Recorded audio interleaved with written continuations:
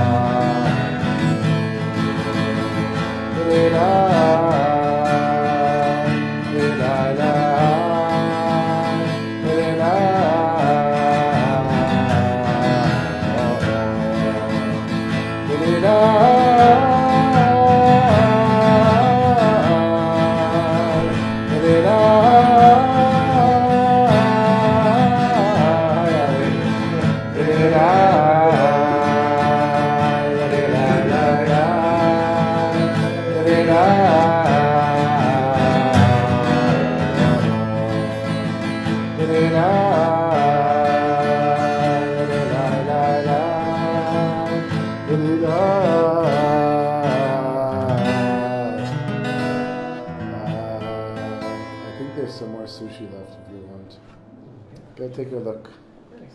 There's a couple pieces. Okay. So Shalom Aleichem Daryeh just showed up, and to everyone else who's watching, I don't know. I'm guessing Zahava's there, and I know that Katie is watching, and Yael, Bezat Hashem, will catch up later, and of course to my mother, Shalom Aleichem, to everyone, and Shana Batsheva, and everybody who watches. So we're continuing Likutey Moharan, of course. L'chaim. Lesson, Torah. There was something left? A little bit? Okay. We're learning from Torah Hey. Right? You can see today we have the full 3 different volumes here. We have the Kitzur Likutey Moharan, we have the Ote Or, and we have now the Rabbi Kramer translation, and this is quite a deep lesson, so I needed to pull out all the resources I could. So I want to start from where we left off, or just do a quick overview of where we are? I think we'll do the overview, and then we'll continue from where we left off. Bezat Hashem. So this is from the Kitzur Likutey Moharan, from the abridged version Likutey Moharan. Dashi yesh or shehu lamala Meinafshin ve'uchin ve'nishmatin. There's a light of Hashem that's beyond our physical ability to understand it, beyond the lower soul, the spirit, and the upper soul. V'hu o ein sof ha'uchum. This is the infinite light of Hashem. V'af al pi she'ein asechen masigoto. And even though we can't intellectually understand Hashem, this light beyond this world, af al pichein, nonetheless, v'difad ha'machshava demirdaf av abat rei. Nonetheless, the going after and trying to think about Hashem and understand Hashem helps us to understand Hashem. So we talked before about mate velo mate, magia velo magia, that by trying to understand Hashem, we understand that we can't understand Hashem, and that's a level of understanding Hashem. The effort, so a person, like there are physical limits to all kinds of things. A person that's an expert in those things can understand the physical limits of those things better than somebody else who doesn't. Just like that in everything. So if we make an effort to understand Hashem, we can understand the level that we can reach understand Hashem, and then we'll also understand that we can't reach that level. By doing the mitzvot with joy, zochin lahasig oto al yedei haredifa vehama'akev b'bchinat mate v'la mate. And by doing the mitzvot with joy, a person can understand, can reach a level of understanding Hashem by trying to think about Hashem and understand Hashem, but they'll reach a level of reaching but not reaching. The example, so I decided to ask my Chavuta, Baruch Hashem, Igia. He came today, go back and forth between the Hebrew and English. He came today, and we've been learning this Torah, because we finished the last one that we were learning. It was Nun Zayin or something like that. And I said, if you don't mind, it'd be good for me if I learn it with you, and then we'll learn it at the class. I'll get to know it better. So he says to me, what's mate velo mate? What's magia velo magia? That you can reach it, but you can't reach it. He says, reaching the ceiling, you can touch the ceiling, but you can't hold on to the ceiling. It's not something you can hold on to. It's actually a good example. The example that I gave is somebody wants to influence affairs in the state of Israel.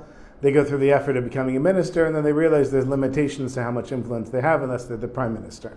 I mean, even if you're sitting on the war cabinet, I think Eisenkot and Benny Gantz are a bit frustrated with their ability to influence things, because ultimately Bibi decides. So that's mate velo mate. You can reach it, but you can't reach it. But how do you reach that place? By meditating, thinking about Hashem, and also by doing it from a place of doing the mitzvot with joy. Now, what's the thing with doing the mitzvot with joy? We know that mitzvah comes from tzavta, comes from tzav, comes from, right, it's a commandment. Tzavta is the pliers. Picture needle nose pliers are bringing two extremes together, like that. For some reason, the internet connection is slow.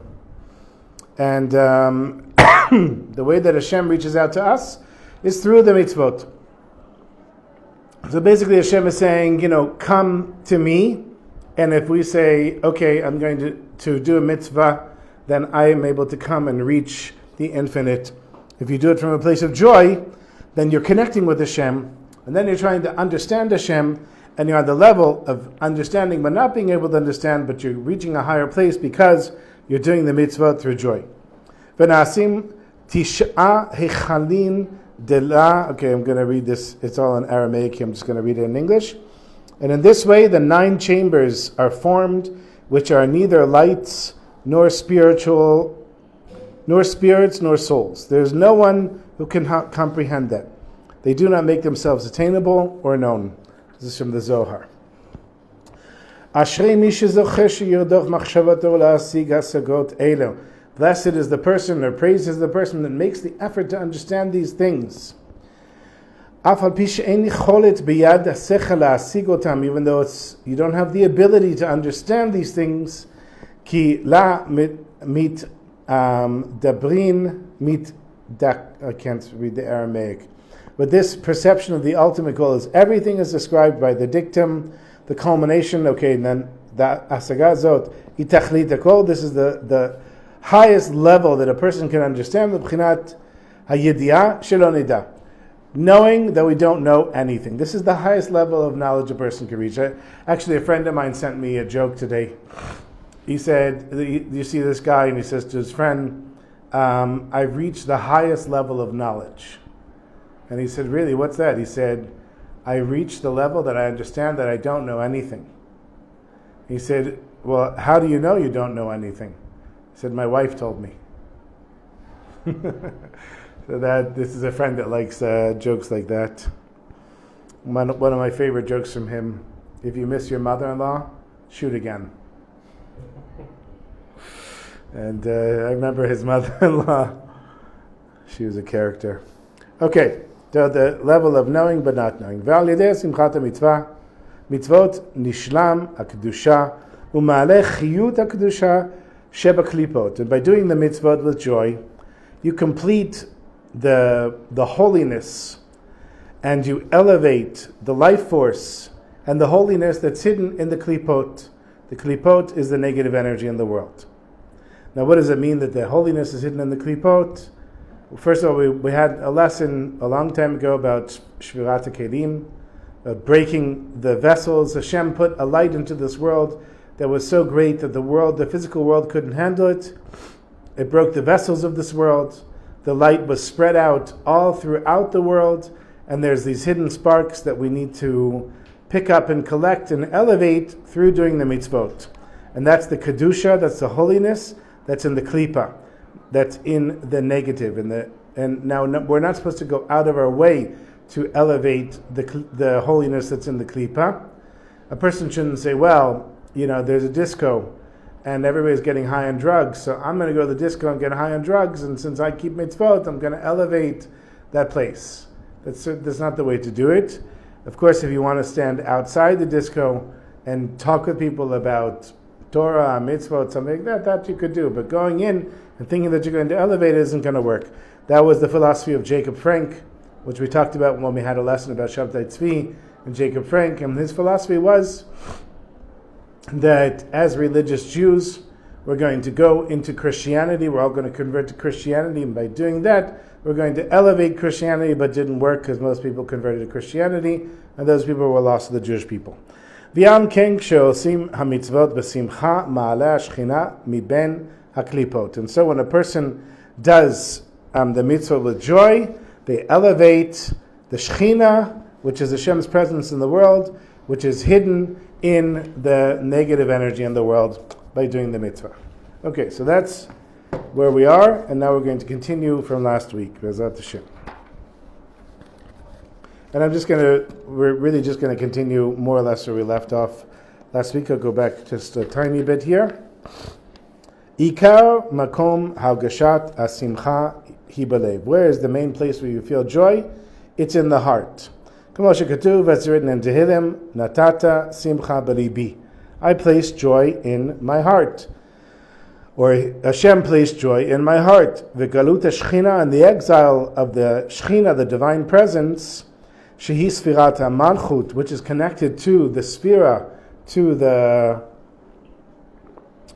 attribute of malchut. Now this time I have the black book here, which has, look at that. There's a whole, for this particular lesson, there's a whole explanation of the wise men of Athens. Look at that, I didn't even realize that. All the questions that the wise men of Athens asked Rabbi Hanania, or Yeshua ben Hanania. Okay, but I'm looking for, that's pretty amazing, I'm looking for the map of the Sfirot, which here it is. Okay, so we have on the top, I don't know if everyone can see it here, I'm blocking myself.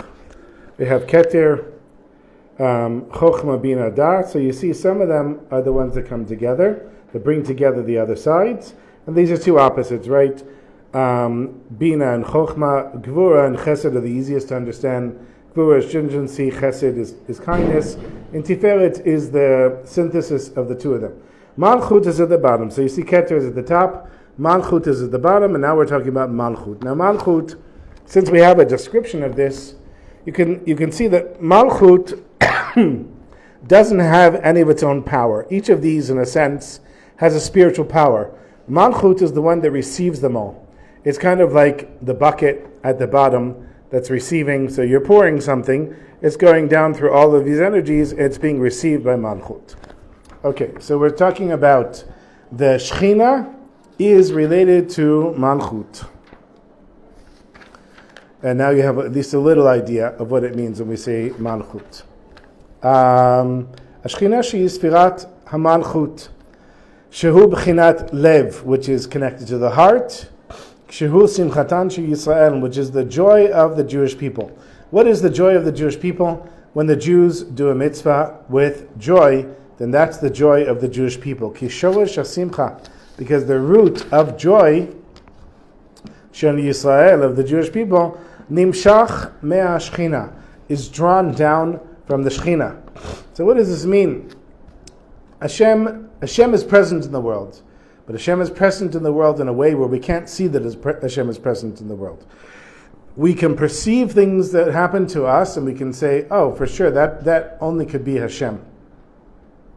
Here, I did a podcast interview yesterday with one of our Shabbos guests, Lauren Stein. And we were talking about the Jewish people, and she said, it's amazing that the Jewish people have survived all through history. And it says, so she looked up the source of it, it was in Shmuel, Netzach Yisrael lo yishaker, that the eternity of the Jewish people, that's not a lie, that's the truth. The Jewish people are going to be around forever. And so we know, we can see that even though all of these nations over the years tried to wipe out the Jewish people, and they're gone, and we're still here, we can see it's a miracle because according to nature, it doesn't make any sense. Especially the state of Israel. According to nature, it doesn't make any sense. We're surrounded by all these enemies with a lot more money and a lot more weapons, and they all share the same language, and they all share the same religion, even though between them there's a big disagreement. What's the true Islam? But they still do share Islam. There still is something unifying them. And still we're here, surrounded by all these wolves. And of course the Holocaust, and all the years of exile, and all the pogroms that happened, and all the persecution of the Jews. And here we still are. So that is the Shekhinah. The Shekhinah Hashem is clearly present in the world. But it's not present in a way where we can see it, because if it was, we'd lose our free will, and that would defeat the purpose of all creation. So the Shekhinah is here in the world. The Shekhinah is the divine presence of Hashem. It's in this world. It's in a world. There's kind of like contradictions here. This is the world of hiddenness, in a sense. This is the lowest world where Hashem can't be perceived. When the temple existed, so in that place, it could be perceived. In the presence of a tzaddik, you can perceive Hashem on a higher level than when you're not in the presence of a tzaddik. And when the Beit HaMikdash existed, so that was the whole point. You would do a transgression, you would come there, you would feel Hashem's presence, and you would want to do tshuva and fix your ways. These are all the Shekhinah. These are all aspects of the Shekhinah, which means that Hashem is basically saying, I'm here, you just can't see me. So how does Hashem do it? He hides this presence all through the world, all through negative things, all through positive things as well. But how are these things elevated? They're elevated when a Jew does a mitzvah with joy. And that's what he's saying here. And that's Simchatan Shel Yisrael, and it's Nimshach Mea Shechina. That's the joy of the Jewish people that's drawn from the Shechina. Ikar Galuta Sheba'atzvut Shem HaKlipot. Okay. Govrim Aleha V'yomkim Mimena. What is the essence of exile? It's when sadness, and sadness comes from klipa. Klipa is literally the husk or the peel or the external part of something. So if I have a candy bar and I have to peel off the aluminum foil in order to eat the candy bar, in a sense the aluminum foil would be the klipa. It's not something that I can eat. A pistachio shell, a pistachio nut, it's inside the shell. I don't eat the shell. The shell is the klipa. But inside of the klipa is hidden the thing that I want to eat, and that's the thing that's the kedusha. So when we pull away the klipa and we eat the pistachio, and what I'm talking about here is when we overcome the Yetzer Hara and we do a mitzvah with joy, and that's the equivalent of peeling up, breaking the shell and eating the nut, breaking the shell and doing the mitzvah with joy, then we elevate the Shekhinah. And that's the essence of galut. That's the essence of the exile. That the Shekhinah is hidden in sadness, in the klipot, in the negativity of the world. And when it overcomes the klipot, that are the negative energy, that are drawing its sustenance from the holiness. Where does the negative energy get its power from? It gets it from the holy energy. Everything that can be used for something holy can be used for something negative. Wine, obviously, even if it's kosher wine, it can be used in a negative way. If a person is a glutton and just drinks lots of wine. Of course, sex, the same thing, and money, the same thing, and any object or anything that you use for serving Hashem can be used in both directions. So when it's used in the opposite direction, that's when the klipa, the negative energy, draws its energy from the kedusha. So all the more so, if somebody is really a person keeping Torah and mitzvot, and then they go and do a big avera, they do a big transgression, they're feeding the negative energy in the world from that place. So, if God forbid, there's like a famous rabbi that's a great teacher and a Rosh Hashiva and wrote books and whatever, and turns out that he molested some children, that is the ultimate of feeding the klipa in the world. That's like bringing the most positive energy into the negative, and all that was positive is now being fed to the negative. So that's what we're talking about here. And that's what connected to what's written, v'yitatsev el libo, which means that it made his heart sad, but it also means to sit and settle in his heart. She'aklipot im b'chinat atzvut. The negative energy, that's the sadness in the world. V'hitkabru ala shechina, they overcame the divine presence in the world. Shehi b'chinat alev, which is in the heart, that's connected to the heart. So what it means is that when a person is sad, they are feeding the negative energy in the world. When a person is happy, they're doing the opposite. And when a person is sad, they're essentially extending the exile. They're causing the Shekhinah, the divine presence in the world, to be pushed further and further away from Hashem. And this is when the Jewish people go out of exile. It's written in Yeshayahu, Ki b'simcha tetzeu. How are the Jewish people going to go out of exile? They're going to go out with joy. And really, anytime you're facing troubles, afflictions, problems, that's the phrase that you have to remind yourself of. Ki b'simcha tetzeu. How am I going to get out of this terrible situation? I'm going to get out of it through joy. And what you say, okay, well, I have debts and health problems and all kinds of problems. How am I supposed to be joyous about that? I learned this from Rav Arush's book, The Garden of Emunah. I'm assuming that he sourced it on Rabbi Nachman somewhere.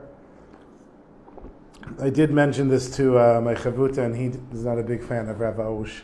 That's what happens when you have the old Yerushalmi meet the Baal Tshuva, breast lovers. I'm sure on a certain level they're united, but on this teaching level they're not. So he said, well, I don't want to hear about Rav Arush.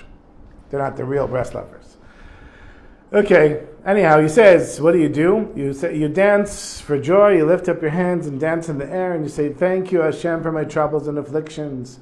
Thank you for my debts, and thank you for my inability to pay my bills, and thank you for my back pain and my health problems and all of these problems, and thank you for my relationship problems, and thank you for not giving me what I davened for 50 years, even though I really wanted it. Thank you, Hashem. And you'll find that if you do that, and if you're at home and you can just close the door and shout, thank you, Hashem, for all of these problems, and you literally jump up and down and you go like this, thank you, Hashem, you'll see it'll make you feel amazing. And and in a sense, it takes that negativity and it cancels it out. And that's what he's talking about here. Ki b'simcha tetzeu. With joy, you will go out of the exile, you'll go out of the sadness, you'll go out of your problems. Ki az yitpatlu aklipot shehem atzvut. Because when you're joyous, the negative energy, which is the sadness, will be nullified. Which is exactly what I said. If you're jumping up and down and thanking Hashem for your troubles and afflictions, you have now nullified the negative energy in those things. V'al yedei simcha, and through joy, Ashchina tetzei me'agalut, v'ima yetzu Yisrael.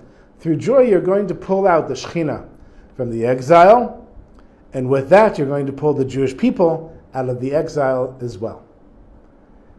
Ki b'simcha tetzeu, u'bishvil zeh, and because of this, שעל ידי הקטורת מעלים מהקליפות חיותם. So now I'm looking at the time. We're definitely not going to get as far as I thought we were going to get, but it's good. I like going slow. Because of this, through the ketoret is the incense offering. So there were 11 different types of incense that were mixed together, I guess spices that were mixed together, and they made the offering. And through this, you bring life into the incense offering. Et nitzotzot ha'kedusha shel hashchina sheyesh behem. The holy sparks of the divine presence that are hidden within the incense. K'tiv behem, it's written about them in Mishlei. Ketoret yisamach lev. When you smell the ketoret offering in the Beit HaMikdash, it makes a person's heart happy. Ki al yedei ketoret, because through the incense offering, mitbereret ve'olah hakedusha me'aklipot. It's literally taking these minerals or these, I'm not sure what there's cinnamon, there's all kinds of spices that are all mixed together, and when you burn them as a sacrifice in the Beit HaMikdash, it's literally taking out the negative energy from them and only leaving the positive energy in them. Ve'en laklipot mehechan lin'ok ve'hem mitpatlot. Since you've now taken out the negative energy and only elevated the positive energy from the ketoret, meaning you were sad and now you're happy. You've now taken away the source of the negative energy to draw its sustenance, and then it simply shrivels up and disappears. Hainu, that is to say, shahad zvut shehiya klipa mitpatelet. The sadness, which is the negative energy, it's simply nullified. Va'az na'aset etel hashchina simcha. And what comes in place of it? Simcha, comes joy. Be'er be'likutey alachot, it's explained in Likutey Alachot, which is Reb Nassan. What Reb Nassan did with Likutey Alachot is he took the Shulchan Aruch, he took the book of law, of Jewish law, and took different halachot, and through that he was inspired to expand on Rabbi Nachman's teachings, and this was an instruction from Rabbi Nachman before he passed away. He said to Reb Nassan, now it's time for you to write. And Reb Nassan said, what am I supposed to write about? He said, you're going to write about the things that we learned together, but you're going to explain it in a deeper way. So this is regarding the Ketoret. Vezel Shono, and this is what he says. Ketoret mamshich simcha. The incense offering brings out joy. Bibchinat, as we said in Mishlei, Ketoret yisamach lev. Ketoret, the incense, makes a person happy, makes a person's heart happy. V'ikar shlemut hakedusha v'asimcha shenivra al yedei haketoret. And what is this joy and holiness that's drawn out through the incense offering? Heim shehu she mehapchin hayagon va'anacha shu b'chinat hasicha achra. That is when you take the sadness and the depression, which is coming from the side of the negative energy in the world, and you turn it into simcha, the sitra kedusha, and you turn it into joy, which is the opposite side of the negativity, which is the holiness. Shezeu b'chinat chenbana she'richa ra. We know that of the 11 parts of the incense offering, there was the chenbana. And the chenbana was a bad smelling spice. And I remember years ago, I used to do a lot of Indian cooking, and I think it was called a sveta or something like that. There was one Indian spice that was called for all the time in these Indian dishes, and it was very hard to find, and eventually I found it, and I was so excited because I never tasted it before, and I smelled it, and it smelled like body odor, horrible. It was just like, oh, disgusting. But when you mixed it in, just a small, tiny amount to these amazing mixtures of spices, it gave a depth to it that you didn't get without it. And so that's what the chenbana does with the ketoret, with the incense offering. So with all of these beautiful smells, you're mixing in a little bit of this really bad smell. Sherecha ra, the smell is bad.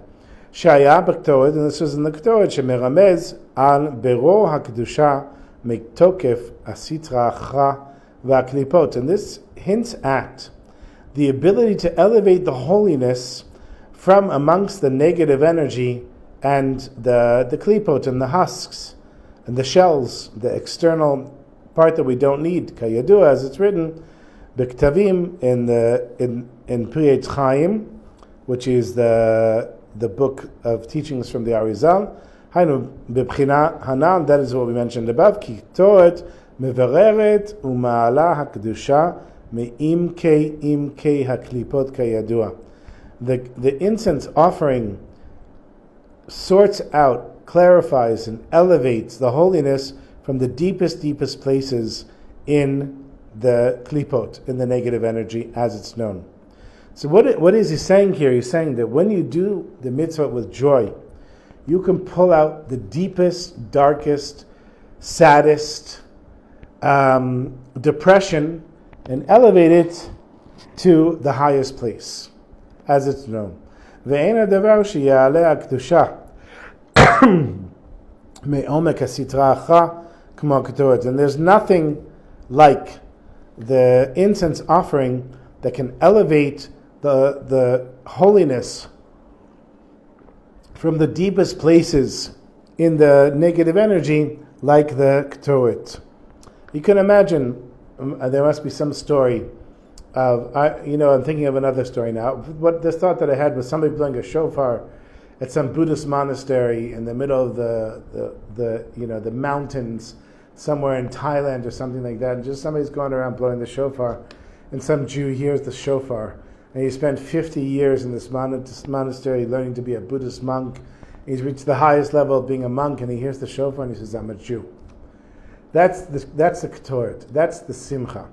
Or right away I thought about how after the Holocaust there was at least one rabbi, I don't remember his name, who was going around all the churches and monasteries in Europe and asking the staff to bring out all the children, and they would say, "There's no Jewish children here. There's no Jewish children here." He said, "Yeah, I'm not going to ask anybody if they're Jewish." He just put his hand over his eyes and said, "Shema Yisrael, Hashem Elokeinu, Hashem Echad." And there were some kids that started crying because they knew that they were Jewish, and their parents said it with them every night. And that one little thing pulled them out of the klipa. It pulled them out of this negative place, that one little thing. Joy is the same thing. Doing the mitzvah with joy elevates the sadness. It's like a rocket ship pulling it out of the deep, dark mud underground. Joy is the main thing here. Okay, so when we say the Ketoret offering in the morning, we have to say with a lot of intention, as it's written in Kavanot HaArizal, written in the Kabbalistic intentions of the Holy Ari. שזה מועיל מאוד לתשובה ולשוב מתוך עומק החושך והסטרה אחר להשם יתברך. This helps a person to do tshuva and to return from the deepest, darkest places in the negative energy to Hashem. Okay, so nimtza. We are gonna do okay here. We're doing fine with the time. Nimtza shegam kshe'oseh mitzvah b'simcha. We find that also when a person does a mitzvah with joy, azay ma'aleh shechina, then they elevate the divine presence, shehi hamitzvah, and they do it through doing the mitzvah, doing the mitzvah with joy. Ki kedushat hashchina melubeshet ba'asiyat mitzvot.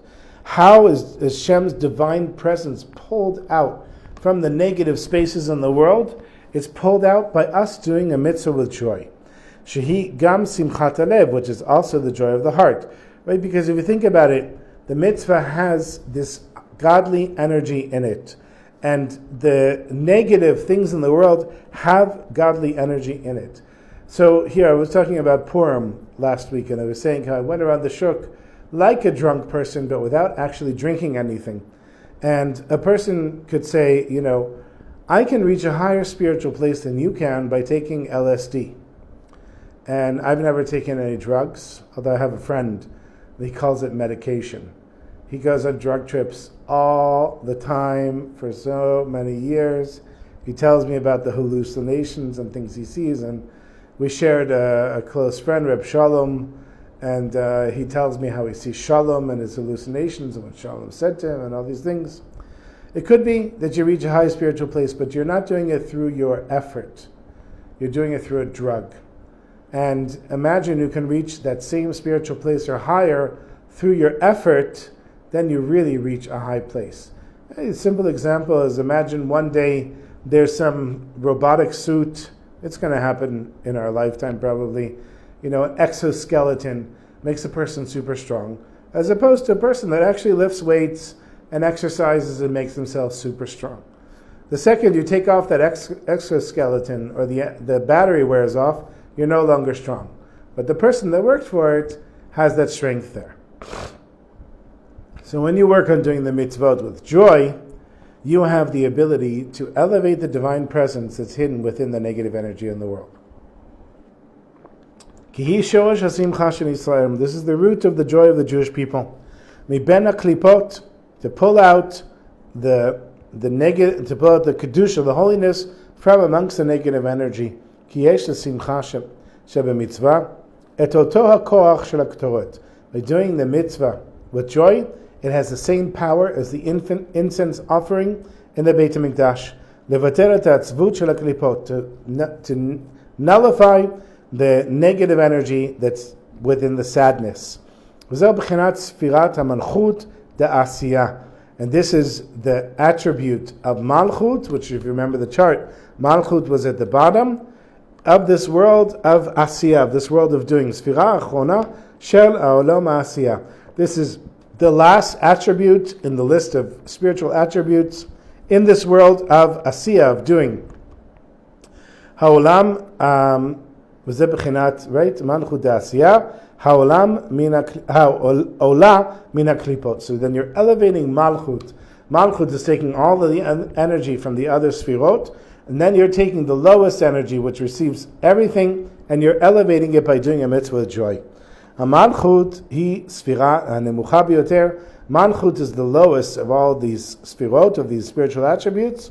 V'yesh leklipot yenika mimena, and that's where the negative energy draws its sustenance from them. By doing the mitzvah with joy, mitpatlot yenikat aklipot mimena. Then you nullify the negative energy that's within the klipot. Shehi ola mibinehem umalbisha et asfirot hagvoot yoter.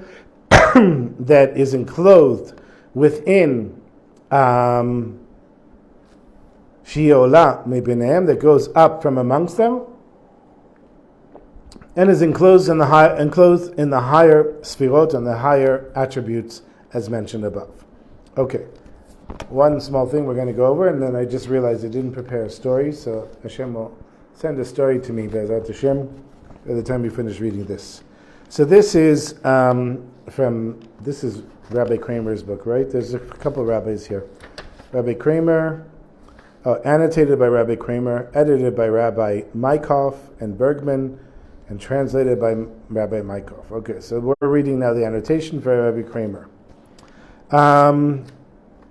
He says this statement of Malchut in the world of action ascending, which we just ended with, he said this requires an understanding of the following concepts. Now, I read this whole long footnote, and it is not clear at all. But I'll just read one small section from it. So we'll read the first and we'll read the end. It's a fundamental teaching of Judaism that nothing can be said about God himself, because God is undefinable. God is called Ein Sof, the Infinite One. This conveys the limitlessness of his being and existence, concepts which the human mind is incapable of grasping. Right? We can never understand what is something that is infinite. Something always has to have an end. I think we can understand things on a limited level, that things are infinite. We can imagine having an infinite bank account. But I don't think we could really imagine it. So we would spend all the money in the bank account, but there would still be money there. We would spend more money and there would still be money there. So we would know that we weren't running out of money, but we wouldn't really know what it is to be limitless. Because we would think there must be somewhere at the bottom it's going to run out. Or we can understand the bottom is limitless, but the top is not. So there must be some things that we can't understand with the limitless. By definition, therefore, nothing can exist outside of Ein Sof. So you say, what came before Hashem, what came after Hashem, that we can't understand.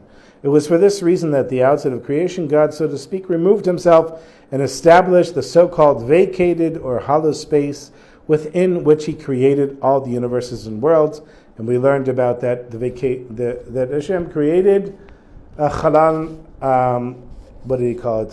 Not chalan reik? Panoi, thank you. A vacated space. So, this was the example I was giving of the vacated space. Hashem is creating a space in the middle, but the power outside is Hashem. The power inside is Hashem, but the power outside is Hashem. But He's creating a space where it seems like Hashem is not there. He created all the universes and worlds, and these worlds act as filters, concealing God's infinite light and thereby enabling created beings to exist. In general, the Kabbalistic speak of four worlds is Atzilut, which is the highest of the four worlds, the ethereal world, Bria, the world of the throne, Yetzira, the angelic world, and Asiya, this world in the realm of the klipot, of the negative energy. And then he says there's a fifth one, which we're not going to get into that. And now we're going to skip all of this because he goes really, really deep. And I read it, and with all of the years of learning this stuff, I really have no idea what he was saying. The reader will find that the concepts explained in this introduction apply to the next few sections of our lesson, in which Rabbi Nachman speaks of the various units of Sfirot ascending to enclose the units on levels above them. At this point in our text, Rabbi Nachman has spoken about the divine presence Malchut ascending from the Klipot, as the Paparot, the Chokhmah, who was one of the commentators on Likutey Moharan, explains from the lesson. We see that this ascent refers to what happens when a Jew performs the mitzvot with joy. The joy of the Jewish people is the holiness of the divine presence enclosed in the mitzvah. By performing the mitzvah with joy, the divine presence leaves its exile in the realm of Klipot, and this is what's meant by Malchut of the world of action, ascending from the evil forces. You understand that? The Malchut of the world of action ascends from the evil forces. When we do a mitzvah with joy, we elevate Hashem's presence from the negative energy in this world. Reb Nassan adds, the Ari teaches that all the Sfirot and worlds unite and ascend during the prayers. What Rabbi Nachman reveals here is that any Jew can bring about these elevations of the supernal worlds at any time simply by performing a mitzvah with joy. Rabbi Nassan also points out that because with the onset of Shabbos, the forces of evil have no rule and the worlds are no longer in need of ascending from exile, Shabbat therefore is a time of great joy. And obviously on Shabbat, therefore, you can reach a higher spiritual place because you don't have the negative energy to pull you down. Okay, so that's where we're stopping today. And the story that I thought of while I was reading that is the story of Reb Nassan had a cousin. And the cousin was wealthy in business. I probably told this story before. The cousin was wealthy, and he made a bad investment and lost everything. And he had a rich uncle that he was going to borrow 10,000 rubles for, try to get back in business. And on the way, he passes by Reb Nassan's house, who was also a relative of his. And he goes to Reb Nassan, and Reb Nassan sees the guy is depressed. And he says, why are you depressed? He said, I invested money, I lost money, but I'm going to my uncle, and he's going to lend me 10,000 rubles, and I'll get back in business. And Reb Nassan says to him, the way you're so sad and depressed, no one's going to lend you anything. He's going to take one look at you, they give you a couple of rubles, and say, get out of here. Because he feels like if he gives you 10,000 rubles, he's going to lose all of his money. He said to him, you're running away from your problems. You're running away from Hashem. Don't run away from Hashem. Run towards Hashem. Go to the Beit Midrash, sit there and learn with joy, and Hashem will solve your problems for you. Don't go to your uncle. So he says, okay. He goes back home. He goes to the Beit Midrash, he opens up a sefer, and he's learning with joy, and he's singing out loud, and he's dancing, and he's saying the learning out loud, and everybody in the town knows that this guy was depressed, lost all this money, and there they see him in the Beit Midrash with all of this joy and learning, and so the town gets together and gives him 10,000 rubles to help him get back into business. And so you see, if he had gone to his uncle with the original plan, the uncle wouldn't have given him the money. He would have come back home more depressed than he was before. But because he took Rabbi Nassan's advice, and he went and learned with joy and was joyous, even though it wasn't easy for him, it created a conduit for him to be able to receive the money that he needed to get back into business. So that's Kibbutz Simcha Teitzeu, and that's the avoda. That is the work that we have to do again and again and again. I don't think anybody ever reaches the level where it comes to them easily. Because if you do, then Hashem's going to give you harder problems that are going to make it hard for you, because that is the whole point. I'm sorry to say that the whole point of being in this world is being challenged, probably until your last day. And we'd all like a vacation, but the vacation will come in the world to come. This is the world of Asiyah, this is the world of action, the world of doing. And in this world, we don't usually get a break. So if you know that ahead of time, it kind of makes it easier. If you're just waiting for things, when are things going to get easier? Hashem, why do you have to make things so hard for me? Well, then it might never get easier, and then you'll just be frustrated all the time. But if you know that Hashem is challenging you in order to give you a reward in this world, ultimately the reward would be in this world, but for sure in the world to come, then it makes it easier. And just say one more word before I start playing the Degel. What is the reward in this world? That if you can face your troubles and afflictions with joy, you can have the world to come in this world.